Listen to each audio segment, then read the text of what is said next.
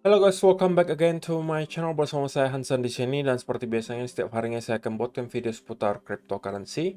So bagi kalian yang tertarik seputar cryptocurrency boleh aja langsung bantu saya like dan juga subscribe. Jangan lupa juga untuk aktifkan lonceng notifikasinya supaya kalian gak ketinggalan update terbaru seputar cryptocurrency. Oke, pada hari ini guys, kembali kita akan bahas putaran Bitcoin dan seperti biasa kita bakal mulai dari coin market cap terlebih dahulu.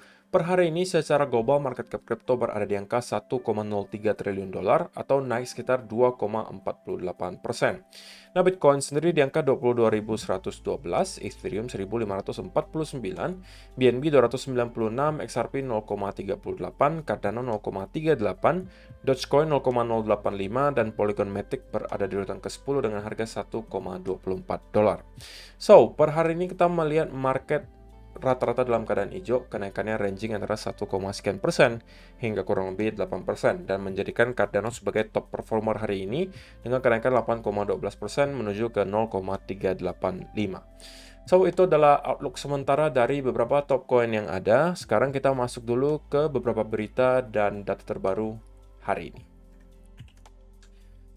Nah, untuk teman-teman yang semalam ada nonton live streaming, harusnya sudah tahu apa yang terjadi gitu. Pada akhirnya kita melihat data inflasi di Amerika Serikat kemarin keluar, itu kembali mengalami penurunan.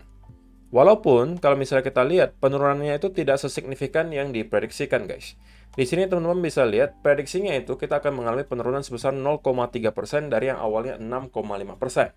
Tetapi pada kenyataannya kita hanya mampu melihat penurunan sebesar 0,1% menjadi 6,5%. Core inflation rate juga mengalami hal yang sama, prediksinya kita menurun 0,2%, tetapi pada akhirnya yang terjadi, kita hanya melihat penurunan sebesar 0,1%.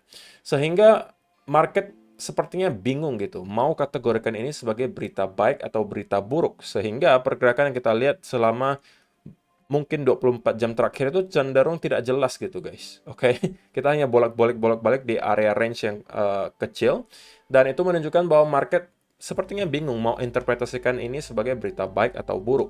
Tetapi menurut kalian bagaimana guys? Apakah data CPI ini bisa membantu kita untuk kembali mendapatkan rally berikutnya, ataukah menurut kalian kita akan sell off dari sini?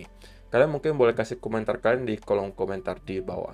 Tetapi perlu kalian ingat guys, bahwa minggu ini masih ada beberapa data yang perlu kita perhatikan sembari menunggu weekend gitu ya. Yaitu pertama, di tanggal 15 Februari, di hari ini, kita akan melihat data inflasi dari UK. Diikuti juga data retail sales dari Amerika Serikat. Kemudian keesokan harinya, kita akan melihat data PPI yang juga cukup penting menurut saya di pukul 20.30 waktu Indonesia Barat. Jadi, hari ini dan juga besok kita masih akan mendapatkan berita yang cukup penting, so kita masih bisa expect mungkin market akan bergerak cukup volatil selama beberapa hari ke depan. Oke, jadi itu adalah reminder untuk kalian. Tetapi menariknya guys, biasanya ketika ada event-event sebesar CPI, NFP, unemployment rate, kita kemudian akan melihat market itu meliquid banyak sekali orang-orang yang memakai leverage selalu besar. Tetapi menariknya, setelah CPI tadi malam, kita melihat likuidasi hari ini hanya 26.592 traders dengan total value sebesar 80 juta dolar, guys. Kalau misalnya kita melihat historinya, biasanya ketika ada event-event semacam CPI dan NFP atau FOMC, biasanya range-nya antara 200 sampai 300 juta likuidasinya. Tapi kali ini cuma ada 80 juta. Apakah ini berarti orang-orang atau para trader sudah mulai kapok gitu untuk menggunakan leverage terlalu besar ketika trading? Who knows? Tapi itu yang terjadi sekarang gitu guys. Dan kalau misalnya dilihat dari segi persentasenya, itu sekitaran 70% orang-orang short yang kena. Oke, jadi mudah-mudahan teman-teman tidak termasuk salah satunya. Berikutnya, ini ada sebuah statement menarik dari Robert Kiyosaki. Giant crash coming, depression possible, Fed forced to print billions in fake money by 2025, gold at 5,000, silver at $500, and Bitcoin at $500,000. Why? Because faith in US dollar, fake money, will be destroyed.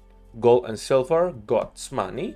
Bitcoins, people's money. Take care. Jadi ini adalah tweet dari Robert Kiyosaki. Dia mengatakan dan memprediksi harusnya pada tahun 2025 gold akan berada kurang lebih di harga $5.000, silver di $500, dan Bitcoin ini mungkin kedengarannya agak sedikit fantastis ya. 2025 dia prediksinya $500.000 guys. Atau kalau dirupiahkan kurang lebih satu Bitcoin 7,5 miliar rupiah. Berarti kalau misalnya kita hitung, itu berarti 7,5 kali lipat dari all time high kita kemarin kurang lebih. Apakah kalian setuju dan yakin gitu guys, bahwa di tahun 2025 kita bisa melihat Bitcoin di angka $500.000? Kalau saya pribadi sih mungkin saya termasuk yang lebih konservatif lah gitu ya. Saya nggak muluk-muluk menargetkan sampai $500.000 di cycle berikutnya. Ya sekitaran $120 sampai $150.000 itu adalah menurut saya angka yang realistis yang bisa kita expect Bitcoin sentuh pada cycle berikutnya. Oke, sedangkan untuk gold, saya juga merasa harusnya kita sudah terlihat siap gitu ya untuk kembali membentuk all-time high baru di gold. Mungkin tapi tidak nyampe langsung ke $5.000 di tahun 2025. Bisa aja mungkin di sekitaran area range 3.000 sampai 3.500-an dolar. Gitu ya. Tapi ya ini terserah kalian. Kalau misalnya kalian percaya dengan Robert Kiyosaki gitu ya, di tahun 2025 kita akan melihat Bitcoin 500.000, ya saya juga happy-happy aja guys. Karena berarti kan investasi saya berbuah manis dan sangat manis gitu. Dimana kita berarti mendapatkan return, kalau misalnya kita hitung dari harga sekarang, anggaplah 20.000 gitu ya. Kalau kita invest di harga 20.000 menyentuh ke 500.000, berarti itu adalah return sebesar 2.500% atau 25 kali lipat dari uang kalian. Sehingga kalau misalnya benar nih guys, dan kalau kalian pengen jadi miliarder dalam bentuk rupiah ya, kalau pengen jadi miliarder, berarti kalian perlu uang sebanyak 40 juta rupiah. Oke, 40 juta rupiah 25 kali lipatnya itu dapatnya 1 miliar. Oke, tapi kalau saya sih mungkin lebih konservatif, targetnya 120 sampai 150 ribu. Artinya berarti kalau dari sini kurang lebih 6 sampai 8x gitu ya, 6 sampai 8 kali lipat. Artinya kalau teman-teman mau jadi miliarder, bisa aja teman-teman harus siapkan berarti berapa guys? Kalau mau jadi miliarder, 6 kali lipat berarti kurang lebih 180 atau 200 juta lah kurang lebih gitu ya. 200 juta saya rasa udah cukup. Kalau misalnya teman-teman investasikan di Bitcoin sekarang dan menunggu di cycle berikutnya, menurut saya cukup yakin teman-teman akan bisa menjadi atau orang-orang yang investkan di 200 juta sekarang harusnya akan menjadi miliarder. Tuh ya, tapi itu keyakinan saya. Nggak ada garansinya ya guys ya, nggak ada garansinya, oke? So, itu adalah beberapa data dan berita hari ini yang pengen saya sampaikan untuk kalian guys. Sekarang kita masuk ke chartnya Bitcoin dan saya pengen mulai langsung dari 1 hour chart saja. Nah, tidak mengherankan, seperti biasa ketika ada event-event seperti CPI itu dirilis, kita akan kemudian mendapatkan pergerakan yang zigzag seperti ini untuk meliquid orang-orang yang memakai leverage terlalu besar ketika trading. Dan ketika live streaming semalam, untuk teman-teman yang ada nonton juga harusnya tahu bahwa saya sampaikan tahanan terakhirnya untuk Bitcoin adalah di sekitaran di sini. Karena kemarin ada viewers yang kemudian mulai start panik ketika melihat Bitcoin mulai start lagi ngedump di sini. Dan sepertinya ini hanya bisa kita kategorikan sebagai retest dari potensial inverse and shoulder di sini. Kita breakout dari neckline dan kemudian retest. Kalau teman-teman sempat masuk, ya harusnya sekarang sudah dalam keadaan cuan. Atau teman-teman mungkin baru mau masuk karena mungkin mengconsider ini sebagai double bottom. Dan ini mungkin adalah area retest di neckline-nya. Tapi tentunya ini sangat high risk untuk teman-teman masukin. Kenapa? Karena kalau misalnya teman-teman masuk dari sini, maka kemungkinan besar kalian akan harus berhadapan dengan mentalitas yang kuat gitu. Karena di sini teman-teman bisa lihat di sekitaran area 22.300 sampai 22.400 kita akan ketemu dengan area resistance yang sangat kuat. Berkali-kali sebelumnya kita kemudian mendapatkan rebound dari sekitaran area di sini yang menunjukkan ini adalah area support yang sangat kuat yang sudah kita break dan kali ini harusnya akan kita flip menjadi area resistance. Oke, dan juga memang kita masih belum juga mampu untuk break di atas area trendline di sini. Nah, teman-teman kalau misalnya kita masih belum melakukan kedua hal ini, maka teman-teman harus tetap stay cautious atau tetap mewaspadai di mana kita bisa jadi hanya membuat lower high di sini. Oke, semua yang kita lihat di sini bisa aja hanya cuma lower high dari bearish trend di sini. Nah, kita masih akan membentuk lower low baru. Jadi selama kita belum break di atas area di sini dan juga jebol di atas area 22.400, saya rasa kita masih harus tetap waspada, oke, dan jangan terlalu euforia merasa bahwa kita akan langsung rally lagi dari sini. Tidak secepat itu, guys. Oke, justru menurut saya, ini udah saya sampaikan juga di video live streaming tadi malam, kalau ternyata kita kemudian nyentuh lagi ke sekitaran area di sini, trendline, dan kemudian kita mendapatkan ada indikasi reversal dari sana, ini justru bisa dimanfaatkan untuk peluang short.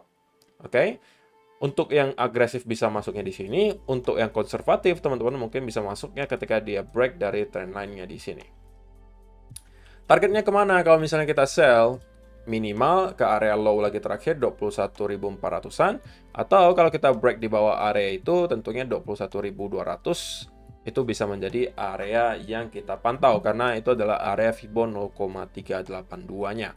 Jadi untuk sementara guys, karena kita masih mendapatkan adanya beberapa indikasi yang bullish untuk short term banget ya, bahwa kita sudah break dari inverse and shoulder dan juga mungkin orang-orang yang consider ini sebagai double bottom juga udah break dari neckline-nya, maka saya masih bisa melihat Bitcoin untuk melanjutkan kenaikannya, merangkak naik minimal menuju ke area 22.350 sampai 22.400. Dari sini kita harus pantau dengan dekat apa yang akan dilakukan oleh market. Kalau misalnya ada indikasi bahwa kita akan reverse dari sana, mungkin teman-teman yang sudah sempat buy di sini itu mungkin udah boleh start untuk taking profit, dan saya mungkin akan flip ke arah short.